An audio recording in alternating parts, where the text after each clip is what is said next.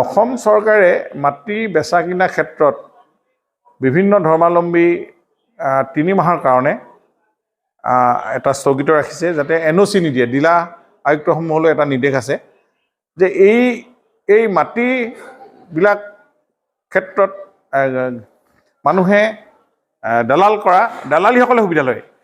ভিন্ন ধৰ্মী যেতিয়া এনঅ'চি উলিয়াবলৈ হয়, আমি বহু ক্ষেত্ৰত তেনেকুৱা আমি তথ্য পাইছোঁ যাতে আমাৰ অসমীয়া মানুহকে এতিয়া মাটি বিকিব পাৰিব বা এনেধৰণৰ কিবা মুছলিম মানুহ বা খ্ৰীষ্টান মানুহে এতিয়া এনঅ'চি যদি ঘপকৈ উলিয়ায়,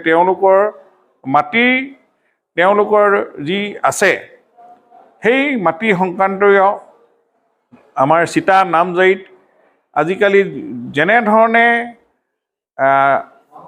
2 নম্বৰ হ'বলৈ গৈ আছে বস্তুটো, আমি ৰেজিষ্ট্ৰেশ্যনতে হওক বা অন্যান্য এনঅ'চি উলিওৱাৰ ক্ষেত্ৰত, গতিকে এই ক্ষেত্ৰত সম্পূৰ্ণ পৰ্যবেক্ষণ কৰিছে বিভাগটোৱে।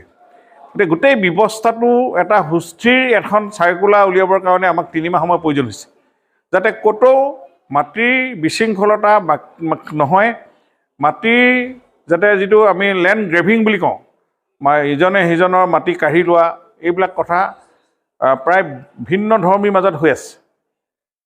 গতিকে এনেকুৱাটো ৰোধ কৰিবৰ কাৰণে অসম চৰকাৰে আমি এখন 3 মাহৰ কাৰণে যাতে এনেকুৱা ভিন্ন ধৰ্মী মানুহক জিলা আয়ুক্তসকলে এনঅ'চি নিদিয়ে, আৰু এই 3 মাহৰ ভিতৰত আমি এটা পলিচি উলিয়াম। 3 মাহৰ পাছত খোলা হ'ব, কিন্তু কেনেধৰণৰ পলিচি আমি তেওঁলোকৰ সঠিক তথ্য ফিল্ড ভেৰিফিকেশ্যন নকৰাকৈ ক'ৰবাত অকল জমাবন্দী কপি আৰু মাটি পজেশ্যনটো চাই ফটো দি ক'ৰবাত ফটো মাৰিব, ক'ৰবাত দাগ নম্বৰ থাকিব, এনেধৰণেও বহুত ৰেজিষ্ট্ৰেশ্যন হৈ আছে, য'ত দুখন এটুকুৰা মাটিত দলিল হোৱাও আমাৰ হাতত তথ্য আহি পৰিছে। গতিকে গোটেই বস্তুটো ক্লিন কৰিবৰ কাৰণে আমি আকৌ নতুন পলিচিৰ যোগেদি যাব লাগিব। অলপ ৰুল হ'লেও বা এক্ট হ'লেও বা নটিফিকেশ্যনো অকৌ নতুনকৈ জাৰি কৰিব লাগিব।